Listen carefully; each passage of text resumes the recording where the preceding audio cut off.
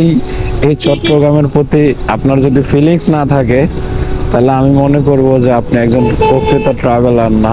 তো আজকে আসি হচ্ছে সেই চট্টগ্রাম বিভাগে, চট্টগ্রামের মেইন টাউনে। তো এখানে একটা মজার বিষয় হচ্ছে, বাংলাদেশের আমার কাছে মনে হয় 60 থেকে 70% টুরিস্ট প্লেস হচ্ছে এই চট্টগ্রামে।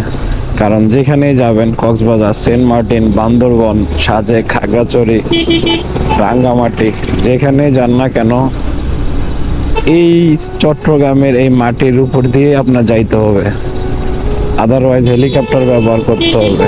সো এই এই চট্টগ্রামের প্রতি আপনার যদি ফিলিংস না থাকে, তাহলে আমি মনে করব যে আপনি একজন প্রকৃত ট্রাভেলার না।